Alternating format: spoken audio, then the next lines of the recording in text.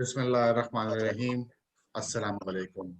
मैं पल सिक्योरिटीज की तरफ से आप तमाम लोगों को खुशामदीद कहता हूं। आज हम अपना क्वार्टर एंड के ऊपर अपना सेकंड वेबिनार कर रहे हैं जो रिसर्च बेस होता है।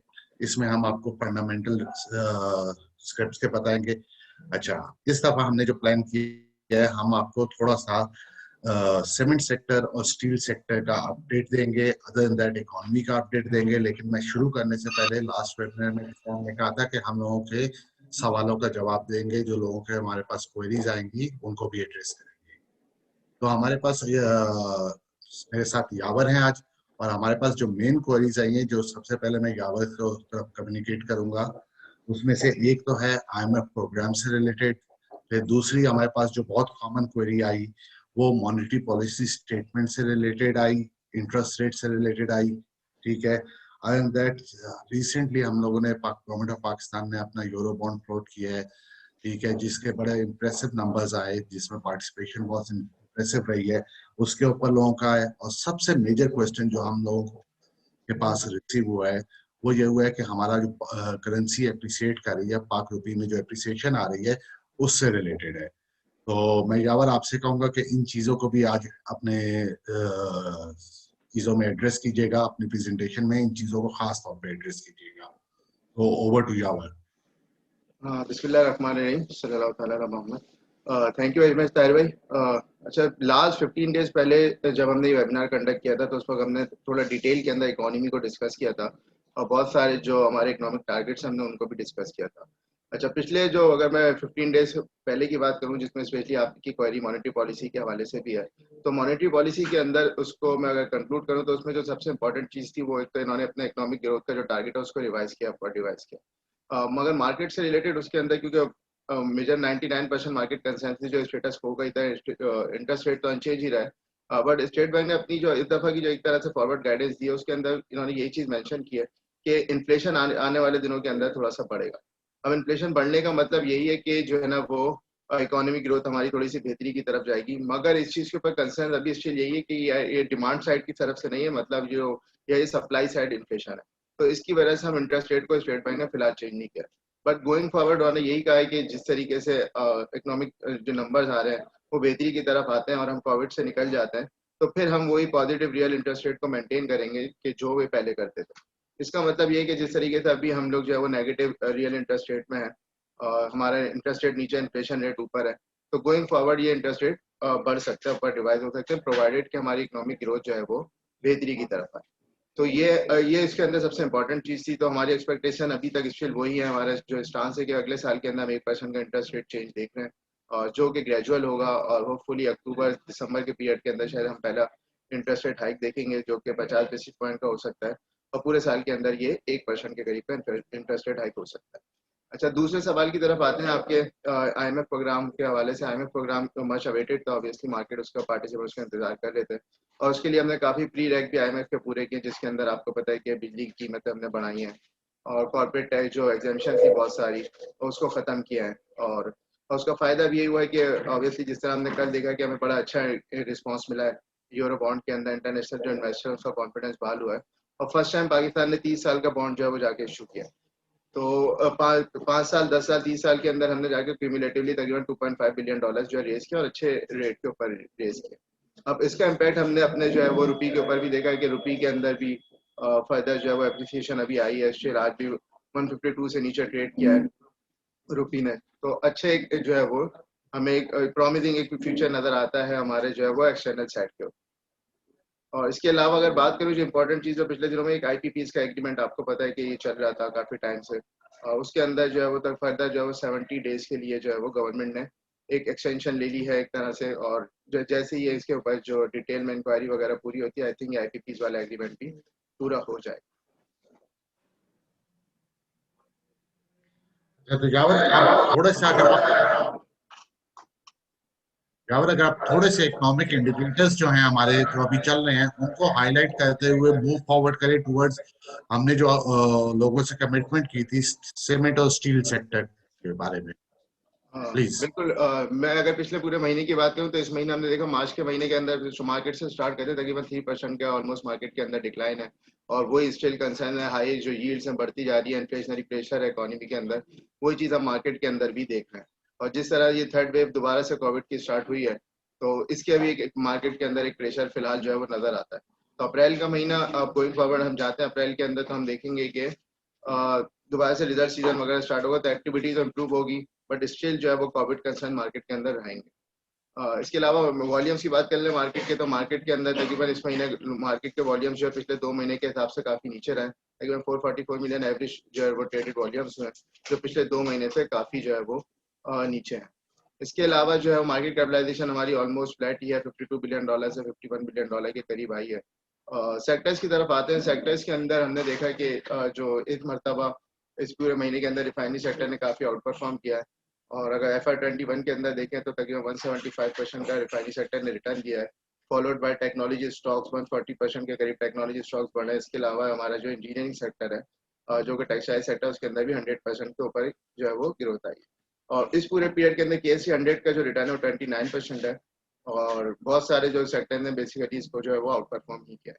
और अगर नेगेटिव बात की जाए कंट्रीब्यूशन की, तो जो सेक्टर वाइज जो वनस्पति सेक्टर ने बेसिकली अभी तक जो है ना अंडर परफॉर्म किया, जो कि 76% से डिक्लाइन आया। इस तरीके से जो है वो इकोनॉमी की आपने बात की। इकोनॉमी की बात में सबसे इंपॉर्टेंट जो इन्फ्लेशन के नंबर्स की बात कर दूं कि जो मार्च की एक्सपेक्टेशन है लोगों की, वो काफी वेरी करती है। 9.3% से 10% के करीब की इन्फ्लेशन जाती है। हमारी एक्सपेक्टेशन भी 9.7% की है, जो कि कल इन्फ्लेशन के नंबर जो है वो आएंगे 1 अप्रैल को। तो लग ही रहा है कि इन्फ्लेशन पिछले महीने 8.7 थी और इस दफा बढ़ के तकरीबन 9.5 9.7 के करीब का नंबर आएगा। और अगले महीनों के अंदर ये डबल डिजिट हो सकता है। और लास्ट टाइम हमने इसको काफी डिटेल में डिस्कस किया था कि बट हम जो FY22 का इन्फ्लेशन है वो सिंगल डिजिट ही देखना है, जो कि 8.5% के करीब होगा। तो अगर किसी को थोड़ा इस पर डिटेल्स देखना है तो हमारी पिछली जो वेबिनार है उसको फॉलो कर सकता है, उसके अंदर हमने इन चीज़ों पर काफी डिटेल में डिस्कस किया। अच्छा, इसके अलावा करंट अकाउंट की बात करूँ तो करंट अकाउंट के नंबर्स ही इस महीने जो आए उसके अंदर $50 मिलियन का डेफिसिट है। स्टिल जो है वो हमारे 800 मिलियन से ऊपर का करंट अकाउंट सरप्लस है, जो कि अच्छा एक रुपये को भी अच्छी स्टेबिलिटी दे रहा है। और गोइंग फॉरवर्ड जो हमारे जो चीज़ें हमें नज़र आ रही हैं उसमें यही लग रहा है कि हमारा करंट अकाउंट जो है वो होपफुली शायद हम जो है वो उसको पॉजिटिव नोट के ऊपर ही एंड करें, क्योंकि रमज़ान फैक्टर है। रमज़ान के अंदर हमें पता है कि बेहतर रेमिटेंसेस वगैरह आते हैं और इस दफ़ा ट्रैवलिंग वगैरह भी इतनी नहीं है, तो इस तरह से आउटफ्लो हमें फिलहाल जो आमतौर पर हज का या उम्र वगैरह का हमें नज़र आता था इस पीरियड के अंदर, वो भी नज़र नहीं आया। तो करंट अकाउंट हम होपफुली जो है वो पॉजिटिव उसके ऊपर ही एंड करेंगे। इसके अलावा LSM के नंबर है, LSM को जल्दी से डिस्कस कर लेते हैं। LSM के अंदर भी तकरीबन 9% की ग्रोथ आई है जनवरी के अंदर, और LSM कंटिन्यूसली ग्रो कर रहा है, जिसको स्टेट बैंक ने अपनी मॉनेटरी पॉलिसी के अंदर भी हाईलाइट किया है कि जो हमारी ग्रोथ है वो 3% के करीब या इससे भी ऊपर जा सकती है। तो LSM भी इसी चीज़ को इंडिकेट करे कि जो इंडस्ट्री है वो बेसिकली रिवाइव हो रही है। इसके अलावा जो है रुपये की बात करें, रुपये हमने देखा कि अपने हाई 168 के करीब इसका हाई था, वहाँ से जो है वो अप्रिशिएट होता रहा। और रीजन की सबसे बेस्ट परफॉर्मिंग इस वक्त हमारी करेंसी है, जो कि अभी क्लोजिंग तकरीबन 153 के करीब आई है मार्च की। और ये तकरीबन जो है वो 7% जो है ना इतने ईयर ऑन ईयर मार्च के महीने में अपने आप को इम्प्रूव किया। 3% के करीब मंथ ऑन मंथ भी जो है ये स्ट्रेंथन हुआ है हमारा। तो अच्छा है पाकिस्तान, क्योंकि आपको पता है कि इम्पोर्ट और जो है ओरिएंटेड इकोनॉमी है। तो जितनी हमारी प्रोडक्ट्स इंपोर्ट होती हैं, चाहे वो किसी भी सेक्टर से रिलेटेड हैं, स्पेशली आमतौर पे लोग steel, auto, cements, pharmaceutical products हैं हमारी, ठीक है, इस तरह इंडस्ट्रियल केमिकल्स हैं, तो इन तमाम के लिए जो है काफ़ी एक अच्छा साइन है। इसके अलावा ऑयल प्राइसेस भी नीचे आ रहे हैं, तो और रुपये भी नीचे आ रहा है, तो रुपये स्ट्रेंथन हो रहा है। तो इसका मतलब ये है कि हम गोइंग फॉरवर्ड थोड़ा इंपोर्टेड इन्फ्लेशन कम देखेंगे पाकिस्तान के अंदर। सिर्फ एक ही कंसर्न होगी, जो कि हमें पता है इलेक्ट्रिसिटी टैरिफ हाइक हो रहा है, उसका एक इम्पैक्ट हमें इन्फ्लेशन के ऊपर नजर आएगा। जी ताहिर भाई। अब सीमेंट सेक्टर हम हाईलाइट करने जा रहे हैं अपने ऑडियंस के लिए। अच्छा, सीमेंट सेक्टर के साथ एक चीज मैं पहले ऐड कर दूं कि हम लोग सीमेंट सेक्टर के ऊपर जरा ज्यादा बुलिश है, सीमेंट और स्टील के ऊपर। उसके पीछे स्पेसिफिक रीजन जो है, एक तो हमारा सबसे बड़ा ये है कि प्राइम मिनिस्टर हाउसिंग स्कीम है, नया पाकिस्तान हाउसिंग स्कीम। और अभी रिसेंटली अगर आपने 2-4 दिन पहले सुना, तो वो एक पूरा एक state bank governor, national bank के प्रेसिडेंट और इमरान खान साहब हमारे वजीर आजम ने ऐलान किया कि इसमें हम फर्दर रिलैक्सेशन देंगे और अमाउंट बढ़ा दिए। तो वी बिलीव कि इसके पीछे सीमेंट और स्टील सेक्टर में अच्छी डिमांड हमें देखने को मिलेगी। तो इसलिए इस दफा हमने खास तौर पे सीमेंट और स्टील सेक्टर को सिलेक्ट किया है, जिसके ऊपर हम अपने ओपिनियन आप लोगों के साथ शेयर करेंगे। तो ओवर टू यावर। अच्छा, सीमेंट सेक्टर की बात करने से पहले बता दूं कि सीमेंट सेक्टर आमतौर पर जिस तरह मार्केट के अंदर सिक्लिकल सेक्टर के तौर पे लोग इसको देखते हैं, और जो ये जो पूरे महीने चल रहे हैं जिसके अंदर समर्स वगैरह हमारी होती है, इसमें ये पीक सीजन होता है सीमेंट का, मार्च अप्रैल, इसके अंदर हम पीक डिमांड देखते हैं। अब इस मरतबा जो सीमेंट्स के नंबर आएंगे लोगों को काफी एक्साइटिंग होगी, क्योंकि मार्च अप्रैल के अंदर लास्ट टाइम आपको पता है कि लॉकडाउन था और ऑलमोस्ट जो है प्रोडक्शन लेवल जीरो थे, चाहे वो सीमेंट्स की बात करें या दूसरे सेक्टर्स की बात करें। तो जब एयर ऑन एयर बेसिस के ऊपर हमें काफी सिग्निफिकेंट जंप नजर आएगी सीमेंट नंबर्स के अंदर, जब आने वाले दिनों के अंदर एपीसीएमए इसको अनाउंस करेगा। तो अच्छा, इसके अलावा जो है वो सीमेंट्स के लिए जो है वो, अगर रिटर्न की बात करी जाए प्राइसेस के हवाले से, तो जो हम देख रहे हैं कि बुल साइकिल है कमोडिटीज के अंदर, तो कोल प्राइसेस कंटिन्यूसली जो है ना वो बढ़ते जा रहे हैं। ये $90 से ऊपर अभी फिलहाल जो है वो गोल्ड जो है वो ट्रेड कर रहा है। मगर इस चीज को जो पास ऑन अगर हम कहें कि लोकल फ्रंट के ऊपर हम देखें कि नॉर्थ की जो प्राइसेस थी, वो चीज जहाँ पे कोल की प्राइसेस बढ़ना शुरू हुई थी, तो वहाँ पे नॉर्थ प्लेयर्स ने सीमेंट को जो जो प्राइसेस थी, मतलब कोल का जो इम्पैक्ट था उसको पास ऑन किया। तो बेसिकली प्राइसिंग पावर इंडस्ट्री के पास, और ये प्राइसिंग पावर आमतौर पर जब भी होती है कि जब डिमांड बेहतर हो। डिमांड बेहतरी का मतलब ये कि जैसी इंडस्ट्री कैपेसिटी यूटिलाइजेशन अपने पोटेंशियल के करीब आती है, तो वहां पर हम देखते हैं कि यहाँ पे प्राइसिंग जो है ना वो पावर इंडस्ट्री के पास आती है, और सब जो इंडस्ट्री प्लेयर्स हैं वो जो भी कॉस्ट जो उसका इम्पैक्ट होता है कॉस्ट का, वो उसको पास ऑन करते हैं। साउथ प्लेयर्स ने उस इस चीज को पास नहीं किया, क्योंकि साउथ की प्राइसेस अगर आप देखें तो ऑलरेडी जो है वो 600 प्लस के ऊपर जो है ना वो ट्रेड करनी है, और नॉर्थ की प्राइसेस में कम था, तो नॉर्थ वालों ने उस चीज को बेसिकली एडजस्ट किया। अच्छा, इसमें सबसे इंपॉर्टेंट चीज, अगर सीमेंट की बात करने से पहले एक्सपेंशन साइकिल्स की बात करूं मैं, कि हमने देखा कि अभी तक इंडस्ट्री के अंदर जो है ना 4 मेन जो है ना एक्सपेंशन साइकिल्स हमने देखी। ये पहली एक्सपेंशन साइकिल 95 के अंदर आई थी, 99 के पीरियड के दौरान, जब इंडस्ट्री ने अपने आप को जो है ना अपनी कैपेसिटी को 6 मिलियन टन के करीब जो है ना वो इनहेंस किया था। और उस पर अगर आप देखें तो यूटिलाइजेशन लेवल जो है वो 94% के करीब चला गया था। तो जब भी इंडस्ट्री की यूटिलाइजेशन लेवल 80-90% के करीब चला जाता है, ये एक्सपेक्टेड होता है कि जाने वाला है, तो वहां पर हम देखते हैं कि एक्सपेंशन कंपनीज अनाउंस करती है। इसी तरीके से यहाँ पर हमने देखा जब सेकंड एक्सपेंशन साइकिल थी 2007 और 10 के बीच में, वहाँ पे भी यूटिलाइजेशन लेवल जो है वो 90% के करीब चले गए थे। फिर वहाँ पे इन्होंने अपनी कैपेसिटी अनाउंस की सारी कंपनीज ने, फिर यूटिलाइजेशन लेवल्स नीचे आए, और फिर यहाँ पे हमने थर्ड एक्सपेंशन साइकिल देखी। यहाँ पे तकरीबन 26 मिलियन टन के करीब जो है ना वो इंडस्ट्री में ऐड हुआ FY20 के बीच में, यानी 3 साल के बीच में तकरीबन 26 मिलियन टन के करीब हमने देखा कि कैपेसिटी एडिशन। तो अब ये दोबारा से हम देखें कि ये जो यूटिलाइजेशन लेवल्स हैं ये बढ़ना शुरू होगा, और इंडस्ट्री एक्सपेक्ट करिए कि 80% के प्लस चले जाएंगे। तो अब बहुत सारी कंपनीज ने एक्सपेंशन अनाउंस कर दिया है, और कुछ ने अभी एक्सपेंशन अनाउंस नहीं की। तो ये एक हमारा एक्सपेक्टेड टारगेट्स है अगले जो है 3 साल के अंदर, FY22 से 24 के बीच में हम देखेंगे तकरीबन 25 मिलियन टन फर्दर जो है ना वो सीमेंट इंडस्ट्री के अंदर ऐड हो सकता है। तो यहाँ पे जहाँ जहाँ हम देखेंगे कि यहाँ पे यूटिलाइजेशन लेवल्स बढ़ रहे हैं, तो वहाँ पे एक प्राइसिंग पावर वाली चीज आती है कि फौरन से जब यहाँ पे हम देखेंगे कि कोई भी इस तरह की प्रॉब्लम आती है, चाहे वो एनर्जी टैरिफ को पास ऑन करने की बात आएगी या कोल का इम्पैक्ट, तो इंडस्ट्री के पास प्राइसिंग पावर आ जाएगी। और जब प्राइसिंग पावर आती है तो इंडस्ट्री, आपको पता है कि वहाँ पे इंडस्ट्री की प्रॉफिटेबिलिटी इंप्रूव होना शुरू हो जाती है, मार्जिन बेहतर होते हैं। अच्छा, आगे चलते हैं। ये एक्सपेंशन है जो इस वाली एक्सपेंशन जो फोर्थ एक्सपेंशन साइकिल है, उसके अंदर अभी ये 5 कंपनी है, लकी, फौजी, मैपली, वटाक सीमेंट और कोहाट। ये जो है वो इन लोगों ने अपनी जो है एक्सपेंशन अनाउंस कर दी है ऑफिशियली। तकरीबन इसमें लकी 3 मिलियन टन है, फिर फौजी है 2 मिलियन टन, 2.4 मिलियन मैपल है, इसके अलावा अटैक है और कोहाट है।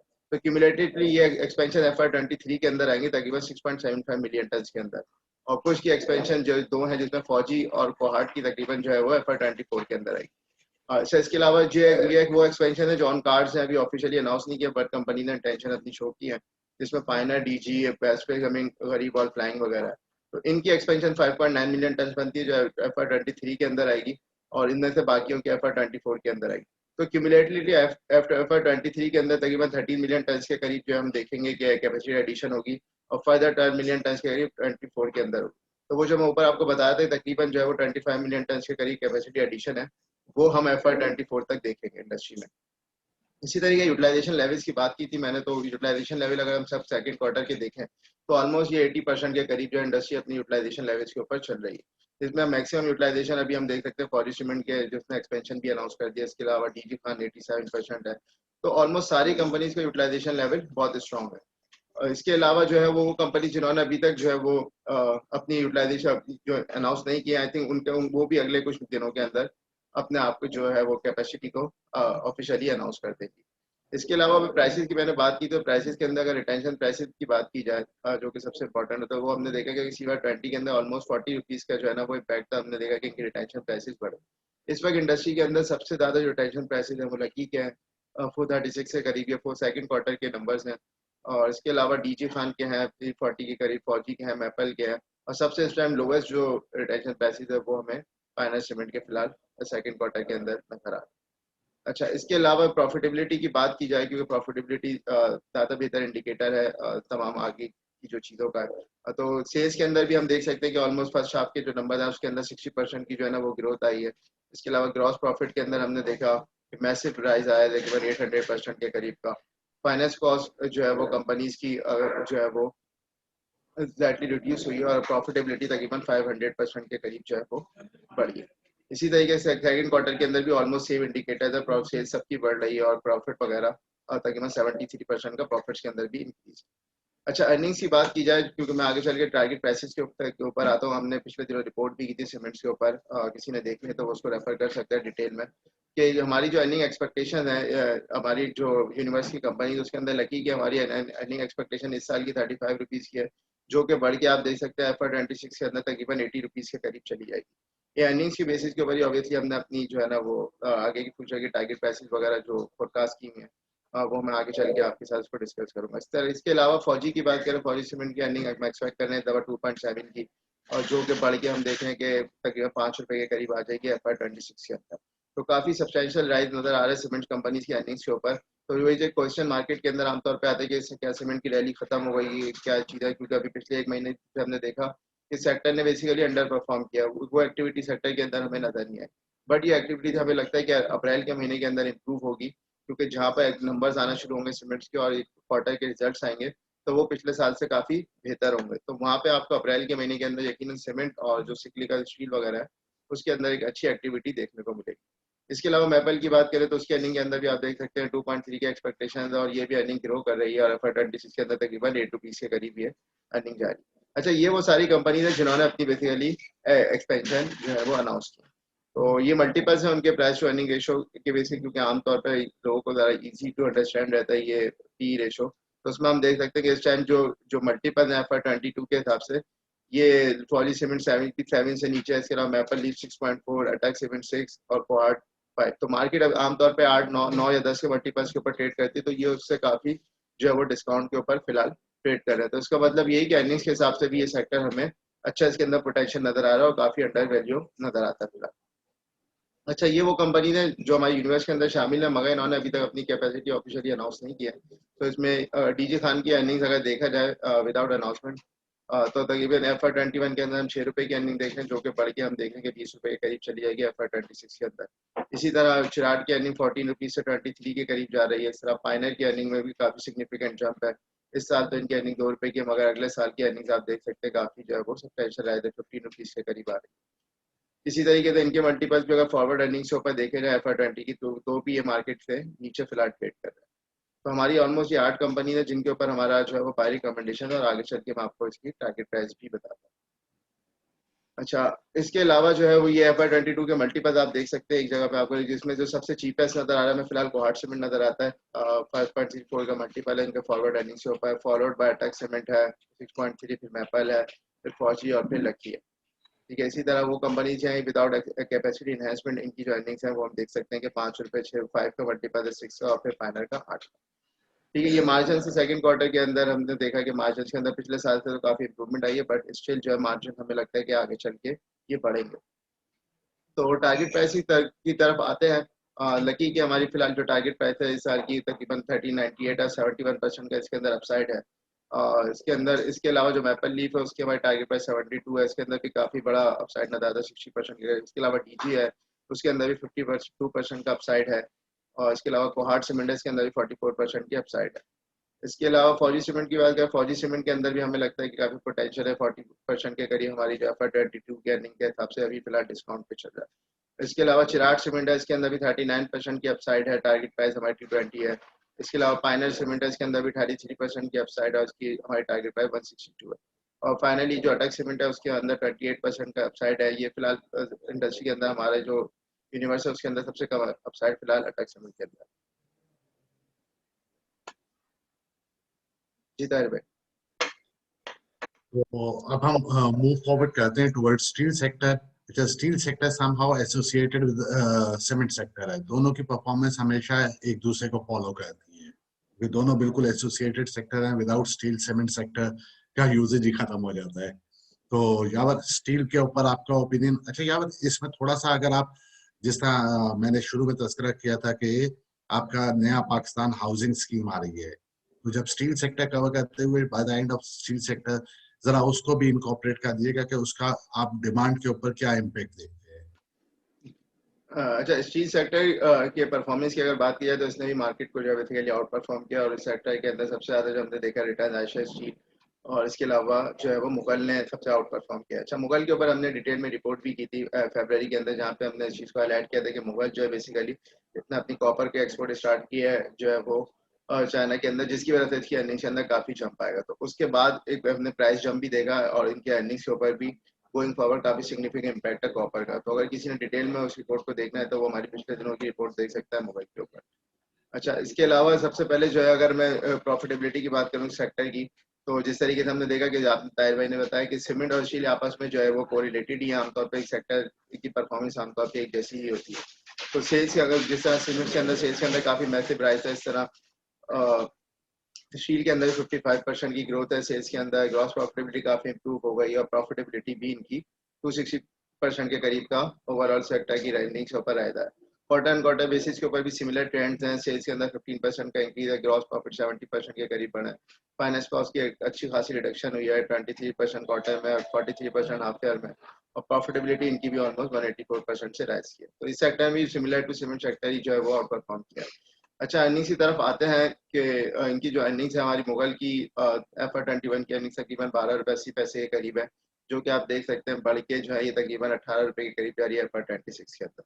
इसी तरह अमरेली स्टील की अर्निंग इस साल तो कम है 2.2 के, लेकिन इसकी FY23 के अंदर हम जाके देखेंगे कि अर्निंग्स के अंदर बड़ा जंप हमें नजर आएगा। इसके अलावा ISL की बात करें, ISL की FY21 की अर्निंग हमें 15.38 लगती है, और अगले साल ये थोड़ा सा डिक्लाइन है, मगर FY23 के अंदर और 24 के अंदर इसकी अर्निंग्स के अंदर भी हम दोबारा से ग्रोथ देखेंगे। इसके अलावा ASL की बात करें तो ASL की अपनी इस साल की अर्निंग तकरीबन 6.8 के करीब है, काफी बड़ी अर्निंग है इस साल, मगर अगले साल ये नॉर्मलाइज हो जाएंगी और दोबारा से 3.5 और 3.2 के करीब की इसकी अर्निंग होगी। इसके अलावा मल्टीपल्स के ऊपर देखा जाए तो FY22 के मल्टीपल के ऊपर सीमेंट में जो है ना वो आयशा स्टील, इसके अलावा इंटरनेशनल ISL, मुगल वगैरह ये अभी फिलहाल जो है वो डिस्काउंट पे ट्रेड कर रहा है। अर्निंग्स के हिसाब से अमरेली जो है वो थोड़ा एक्सपेंसिव नजर आ रहा है, 18 के टाइम के ऊपर जो है वो फिलहाल ट्रेड कर रहा है। इस तरह सेल्स ग्रोथ अगर हम देखें तो इन सब की सेल्स के अंदर भी जो है वो FY21 के अंदर मुगल के अंदर 80% की ग्रोथ है, अमरेली के अंदर 60% से ऊपर की ग्रोथ है, इसके अलावा ISL के अंदर 56% की ग्रोथ है, और ASL के अंदर भी 90% की ग्रोथ। तो अच्छे जो है ना वो जो सेल्स ग्रोथ भी हमें नजर आ रही है। इसके अलावा अर्निंग्स के अंदर भी आप देख सकते हैं काफी अच्छी जो है वो ग्रोथ है। इसके जो फ्लैट स्टील के इसके अंदर दो बेसिकली सेगमेंट है, फ्लैट स्टील आता है और इसके अलावा लॉन्ग स्टील आता है। फ्लैट के अंदर दो मेजर प्लेयर है, ISL ASL, और इसकी जो बेसिकली डिमांड की जो आप देख सकते हैं कि मेन ड्राइवर ऑटोस होते हैं, अप्लायंसेज होते हैं, रेफ्रिजरेटर्स वगैरह अप्लायंस, तो इसके अंदर काफी हम देखने के सिग्निफिकेंट जंप आ रहा है। स्पेशली आप अप्लायंसेज के अंदर देखें, यहाँ पे सेकंड क्वार्टर के अंदर तकरीबन 9 लाख के टन के करीब जो है ना वो सेल थी, और बढ़ के यहाँ पे मिलियन टन के करीब आ गई है। तो ये सेल्स के अंदर हम काफी जो है इंप्रूवमेंट देखें। इसी तरीके से ऑटो सेल्स हमें पता है ऑटो के नंबर्स बेहतर, और ऑटो सेल्स के अंदर भी काफी जो है वो हमें राइज नजर आया। इसके अलावा अप्लायंसेज वगैरह के अंदर भी अच्छी एक सिग्निफिकेंट ग्रोथ है। ये इंडस्ट्री के क्वार्टर क्वार्टर ग्रोथ ट्रेंड्स हैं जो कि हम देख सकते हैं कि इंडस्ट्री की जो है वो ओवरऑल अच्छे जो है वो पिछले क्वार्टर के अंदर भी इसने तकरीबन ओवरऑल इंडस्ट्री 20% से ग्रो किया। अच्छा, इसके अलावा मैं एक चीज इंपॉर्टेंट यहाँ पे डिस्कस करूंगा, जिस तरह हमने सीमेंट में प्राइसेस को पास ऑन करने की बात की, यहाँ पर हमने देखा कि फ्लैट स्टील के अंदर भी जब HRC की प्राइस इंटरनेशनल बढ़ी तो प्लेयर्स ने उस चीज को पास ऑन किया। ये चीज शो कर रही है कि ओवरऑल डिमांड जो है ना इकोनॉमी के अंदर मौजूद है, और हाई प्राइसेस के ऊपर भी लोग इंटरेस्टेड हैं चीजों को खरीदने में। तो यहाँ पे देख सकते हैं कि अगर जो एक समराइज अगर मैं इसको क्यूमुलेटिवली $175 पर टन का जो है ना वो इम्पैक्ट है, जो कि इंडस्ट्री ने $163 पास किया, ऑलमोस्ट जो है उसको फुली पास ऑन किया जब ये HRC की प्राइसेस बढ़ी। तो इसका मतलब ये कि इंडस्ट्री के पैसिंग पावर और गोइंग फॉरवर्ड चीजों में कंपनी को ग्रोथ नजर आ रही है।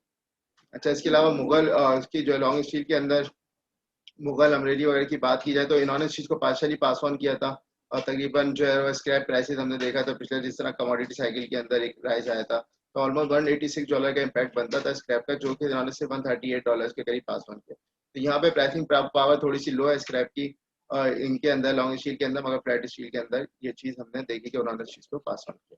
ठीक है, और जिस तरह आपने डिस्कस किया कि सीमेंट डायरेक्टली जो है वो स्टील जो डायरेक्टली सीमेंट से रिलेटेड है, तो बिल्कुल ऐसा ही है। जो हम देख रहे हैं कि हमारी जो इसमें डिमांड है वो ऑलमोस्ट सीमेंट की डिमांड हम देखेंगे 49 मिलियन टन से बढ़ के 75 मिलियन टन हो रही है। ऑलमोस्ट जो है वो 70-80% का राइज है इसके अंदर। तो स्टील की भी ओवरऑल डिमांड जो है वो 4.9 से बढ़ के 7.5 हो रही है। तो इसके अंदर भी हम देख रहे हैं कि जो कंपाउंडेड एनुअल ग्रोथ है ऑलमोस्ट 8% के करीब है, और सिमिलर ग्रोथ जो है वो सीमेंट्स के अंदर की है। इसके अंदर दो बेसिकली मेन सेगमेंट है, ग्रेडेड अनग्रेडेड। और आमतौर पर अब इंडस्ट्री जो है वो ग्रेडेड की तरफ जा रही है, तो जो ओवरऑल जो लिस्टेड हमारे स्पेशली सेक्टर है वो इस चीज के बेनिफिशियरी होंगे। अच्छा, इसके अलावा आपने डिमांड आउटलुक का पूछा कि नया पाकिस्तान वगैरह हाउसिंग स्कीम नजर आ रही है, और इसकी वजह से ओवरऑल जो डिमांड के अंदर जो एक्सपेंशन हमें नजर आएगी। तो हम देख सकते हैं कि यहाँ पे हमारी जो लॉन्ग स्टील की डिमांड है 4.9 मिलियन टन FY21 के अंदर देखना गोइंग फॉरवर्ड हम देख रहे हैं कि इन तमाम प्रोजेक्ट्स की वजह से ये डिमांड बढ़ के ऑलमोस्ट 7.5 मिलियन टन के करीब चली जाएगी। इसके अलावा जो है वो इसके अंदर ग्रोथ हम देख सकते हैं कि ऑलमोस्ट 23% की ग्रोथ है 21 के अंदर, और ये 7-8% के करीब की अगले सालों के अंदर भी ग्रोथ हमें नजर आती है।